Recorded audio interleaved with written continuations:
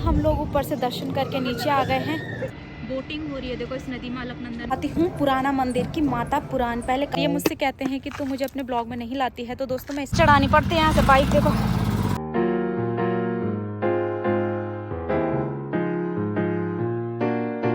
Hello दोस्तों, good morning, नमस्ते, प्रणाम। मेरा नाम है रश्मि रावत और स्वागत करती हूँ आप सभी का एक नए ब्लॉग में।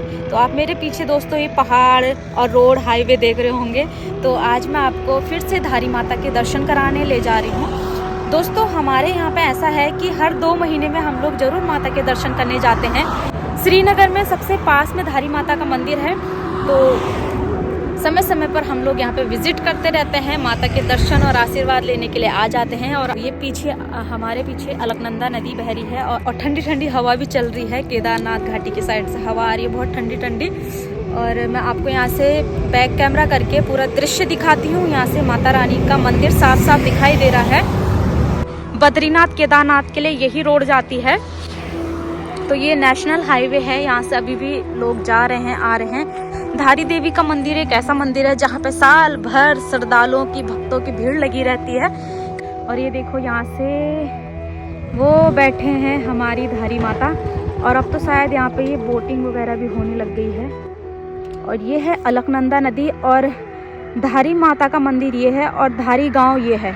जब माता का सर इस नदी में बह के आया था दोस्तों, तो धारी गांव के लोगों ने ही उस सर को यहाँ पे स्थापित किया था, जहाँ पे माता का ये भव्य मंदिर है। बोटिंग हो रही है देखो इस नदी में, अलकनंदा नदी में। अभी चलते हैं माता रानी के मंदिर की तरफ को। बाकी जानकारी आपको आधे आधे रास्ते में देती रहूंगी।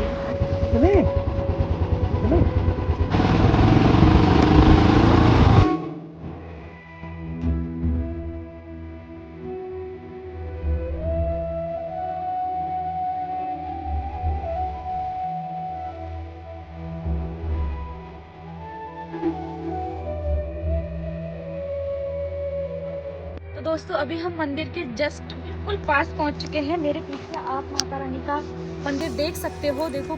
तो दोस्तों मैं आपको धारी माँ का एक छोटी सी कहानी बता देती हूँ, शायद आप लोगों को कहानी पता होनी चाहिए। तो दोस्तों इस भव्य मंदिर में माता रानी के शरीर का जो ऊपर का हिस्सा है यानी कि सिर स्थापित है। माता के सिर की पूजा इस मंदिर में किया जाता है और माँ धारी को काली देवी का रूप माना जाता है। तो दोस्तों जो उनका धड़ है यानी कि सर की स्थापना तो धारी देवी मंदिर में उनकी स्थापना हुई है सर की, और जो धड़ है उनका उसकी स्थापना जो है काली मठ में माँ मैठाणा के नाम से जाना जाता है। वो वहाँ पे उनके धड़ की पूजा की जाती है और माँ धारी में उनके सर की पूजा की जाती है। माँ धारी जो है 7 भाइयों की इकलौती बहन थी और बचपन में ही उनके माता पिता गुजर चुके थे। तो इस वजह से माँ धारी अपने भाइयों से बहुत ज़्यादा प्रेम करती थी। पर जो उनके 7 भाई थे वो उनसे शायद प्रेम नहीं करते थे, क्योंकि किसी पंडित ने उनके 7 भाइयों से कहा था कि जो उनके ग्रह हैं वो आप 7 भाइयों के लिए विनाशकाय हैं। उनके जो ग्रहों से उनके 7 भाइयों की मृत्यु लिखी थी, ऐसे किसी पंडित ने उनके भाइयों से कहा था। ऐसे करते करते सालों बीतते गए और उनके 5 भाइयों की मृत्यु हो चुकी थी। बचे 2 भाई तो वो ना टेंशन में आने लग गए कि हमारे 5 भाई तो मर चुके हैं, हम दोनों की बारी भी पता नहीं कब आ जाएगी। तो उन लोगों ने माँ धारी को मारने का प्लान बनाया और एक रात उन्होंने माँ धारी को मारा और इस तरह से मारा कि उनका जो सर था उनके धड़ से अलग कर दिया यानी कि काट दिया। रातों रात उन्होंने किसी नदी के किनारे पे उनके शरीर को रख दिया और जब नदी में रात को तेज बहाव आया तो उनका धड़ जो है वो काली मठ की तरफ को बह गया और जो उनका सर था वो अलकनंदा नदी में बह के आ गया। तो एक धोबी था जो नदी के किनारे अलकनंदा नदी के किनारे कपड़े धो रहा था और वो धोबी था दोस्तों इस गांव का, धारी गांव का। जो आप देख रहे हो ये गांव धारी के नाम से प्रसिद्ध है। ये गांव वाले धारी माता के मायका कहलाता है। उस धोबी ने ना उस सर को बहते हुए देखा तो उसने सोचा कि कोई लड़की जो है नदी में डूब गई है, बह रही है। तो वो जैसे बचाने के लिए जा रहा था तो उसने देखा कि पानी तो बहुत गहरा है। फिर उसने कहा चलो छोड़ो, लड़की तो शायद मरी चुकी है, अब मैं इसमें डूब जाऊंगा। तो उसने उसको बहने दिया। थोड़ी दूरी तक माता का सर बहते हुए गया और उसमें से एक आवाज आई कि तू डर मत, तू जहाँ जहाँ पैर रखेगा वहाँ वहाँ मैं तेरे लिए सीढ़ियाँ बना दूंगी। तू मुझे इस नदी से निकाल के एक ऐसी जगह पर स्थापित कर जहाँ पे लोग मेरी पूजा करें और मैं देवी हूँ, मैं कोई साधारण बालिका नहीं हूँ। ऐसे करके उसको आवाज़ आई। फिर वो उसमें गया नदी में और उसने माता के सर उठा के किनारे पर रखा और उसी को आज माता धारी देवी के नाम से पूजा जाता है, उनकी पूजा की जाती है। और माँ धारी को उत्तराखंड की रक्षाकर्ता भी कहा जाता है। चारों धामों की माता जो है रक्षा करती है, पूरे उत्तराखंड की रक्षा करती है। बाकी आपको मंदिर में जाके दिखाती हूँ, माँ धारी के दर्शन कराती हूँ। और जितनी बार भी मैं जाऊँगी धारी माता के दर्शन करने अपनी लाइफ में, उतनी बार मैं ब्लॉग बनाऊँगी। तो चलते हैं माँ धारी के दर्शन करने। दोस्तों मेरे साथ जा रहे हैं मेरे हस्बैंड भी, और ये आर्मी में हैं और आजकल छुट्टियां आ रखे हैं, तो हम लोग दर्शन करने आए हैं माता के। तो अपनी ही गाड़ी से आए हैं।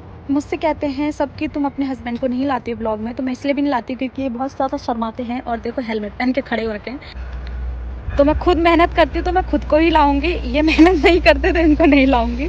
तो अब चलो बातें तो होती रहेगी, अभी मंदिर में चलते हैं।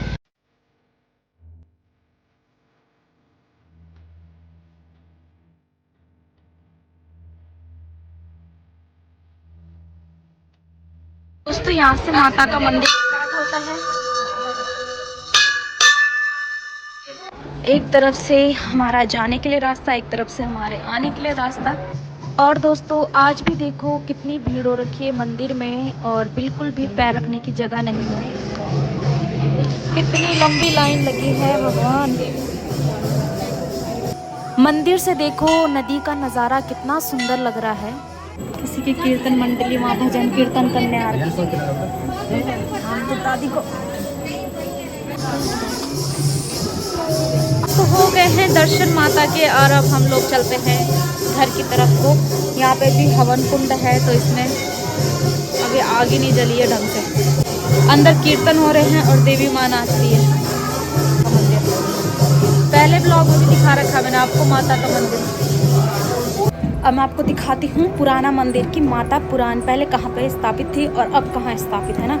अब पहले यहाँ था मंदिर, फिर ऊपर उठा के थोड़ा उस वाले फ्लोर में, फिर उस वाले फ्लोर में अब माता स्थापित है।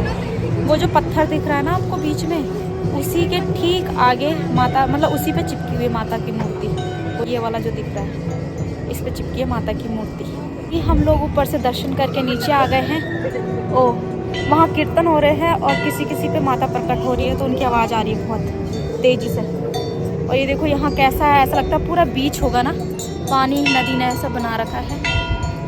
गोवा के बीच के नज़ारे हम यहाँ पे ला रहे हैं। बहुत ही सुंदर जगह है। और जब बारिश में पानी का फ्लो बढ़ता है तो पूरा ये डूब जाता है वहाँ तक, फिर कोई नहीं आता नीचे। फिर ऊपर लिखा रहता है कि नीचे मत आना, कोई भी नीचे कोई नहीं आ सकता।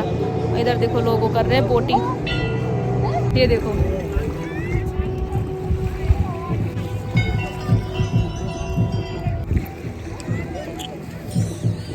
तो दोस्तों धारी देवी से आने के बाद हम आ गए हैं एक वेडिंग पॉइंट पे, और अब हम यहाँ खाना खाएंगे, दिन का लंच। यहाँ है शादी और लड़की वाले की तरफ से है हम, तो अभी मम्मी और आए नहीं हैं, तो हम चलते हैं। अब हम गोलगप्पों की तरफ को मुड़ रहे हैं, तो चलो मांगो तुम गोलगप्पे का, शर्मा क्यों रहे हो। और ज़्यादा भीड़ नहीं है।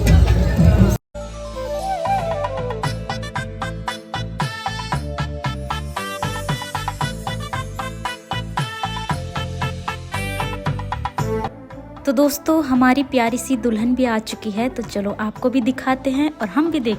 सखियां ने सजना है मैं भी सवरना है, आज दिन चढ़िया तेरे नाम दा वे, आज सजया है वे सारा शहर, आज हो गई आवे रब दी महल, हाय सजया है वे सारा शहर, आज हो गई आवे रब दी महल, चिट्टा कुक्कड़ बने रहते, चिट्टा कुक्कड़ बने रहते, काश में दुपट्टे वाली मुंडा सदके तेरे काश।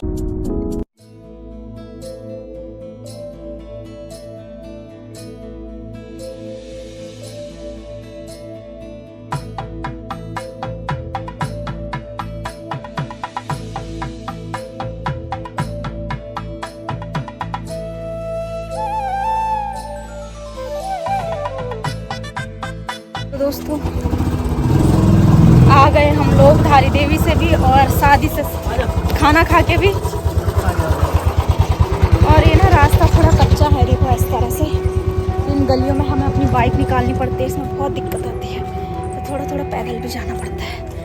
तो दोस्तों आज तो मौसम बिल्कुल साफ़ है, देखो आसमान बिल्कुल नीला नीला दिखाई दे रहा है। और धारी देवी के उधर ना बहुत अच्छा लग रहा था आज। फिर अभी हम पहुंच चुके अपने घर पे। अरे देखो ये हमारा घर हसीन पहाड़ों के बीच। और अभी मैंने गेट खोलना है। काशी और पापा जी घर पे थे, वो नहीं गए थे शादी में खाना खाने। मम्मी दीदी आ रहे हैं पैदल, हम आ गए बाइक से। चढ़ानी पड़ती है यहाँ से बाइक, देखो